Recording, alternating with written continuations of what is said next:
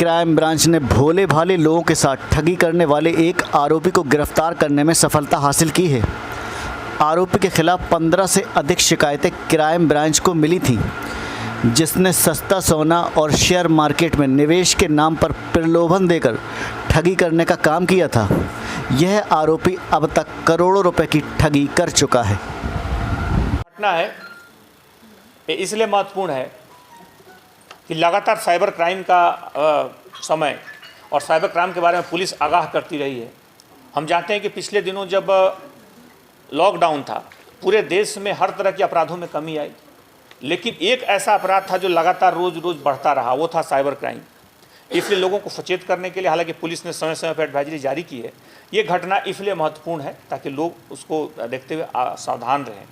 यह एक ऐसा व्यक्ति है जो मरी माता का है, स्थानीय तौर पे है, सामान्य सा दिखता है, लेकिन इसने करोड़ों लोगों की धोखाधड़ी अपने आसपास के लोगों से की है, लोगों को चूना लगाया है।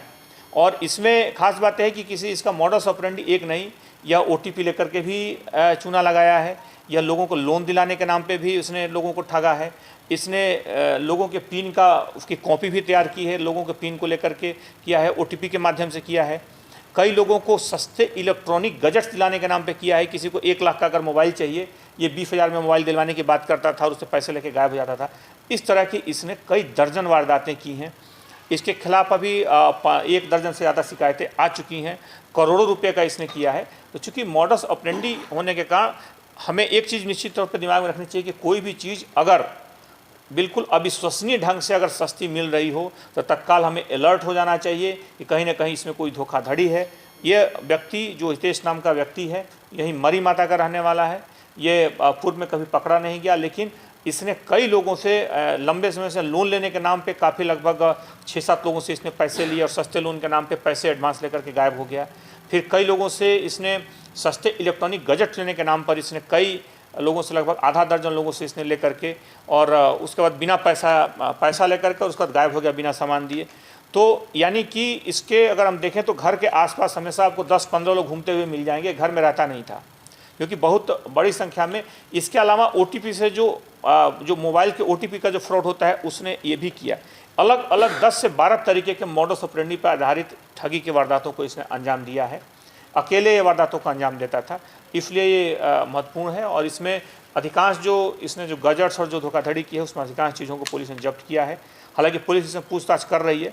मुझे लगता है कि जब ये सारी इसके अपराध और जानकारियाँ इसके बारे में जब प्रकाश में आएंगी तो शायद बहुत सारे ऐसे आवेदक होंगे जो सामने नहीं आए होंगे या ठगे जाने से वो कहीं बैठे होंगे चुपचाप, तो निश्चित तौर पर वो भी सामने आएंगे। उन सारे घटनाओं पर भी कार्रवाई की जाएगी।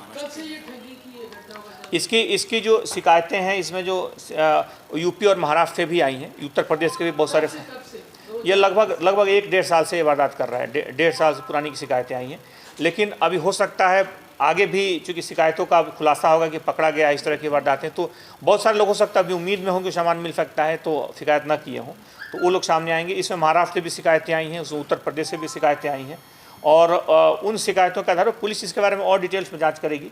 क्योंकि बाकी सामान्य तौर पे बाकी अपराधियों में और इसमें अंतर ये है कि यह जो है बाकी जो अपराधी हैं वो किसी एक मॉडस ऑपरेंडी पे काम करते हैं, जैसे कोई OTP पे काम कर रहा है, कोई ATM कार्ड की ठगी पर काम कर रहा है, कोई लोन दिलाने के नाम पर कर रहा है। समान तौर पर वो एक मॉडस ऑपरेंडी के आधार पर एक गैंग काम करता है। यह ऐसा है जिसमें 10-12 मॉडस ऑपरेंडी हैं, हर तरह के मॉडस ऑपरेंडी पे इस तरह की वारदातों को अंजाम देता है। तो ये महत्वपूर्ण है और पुलिस के लिए चुनौतीपूर्ण था। बहरहाल इसको पकड़ लिया गया है।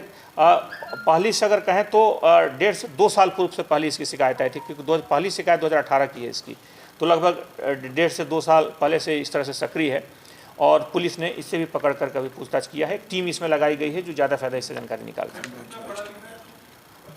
पढ़ा नहीं है, पढ़ा 12th पास है, लेकिन जानकारियाँ मुख्य तौर पे ये TV चैनल से या इंटरनेट के माध्यम से इस तरह की चीज़ों को सीख करके धीरे धीरे किया और शुरुआती दौर में कुछ सफलता मिल गई। इसने एक व्यक्ति को 85,000 का मोबाइल और प्रिंटर और लैपटॉप से 20,000 रुपये के आसपास देने की बात की थी। उस व्यक्ति ने पैसा जमा कर दिया और ये लेके गायब हो गया। अब इस तरह के वारदातों में चूँकि लोग आसानी से कई बार आ जाते हैं और शुरुआती दौर में जब मिला तो फिर इस तरह की घटनाओं को इसने अपना पेशा बना दिया और फिर बड़ी बड़ी वारदातें करने लगा। तो लगातार इस तरह की वारदातें ये 2 साल से कर रहा था। बहरहाल पुलिस के पास अभी शिकायतें आई और उसमें तत्काल तत्परता से क्राइम ब्रांच ने इसमें तत्परता से कार्रवाई की।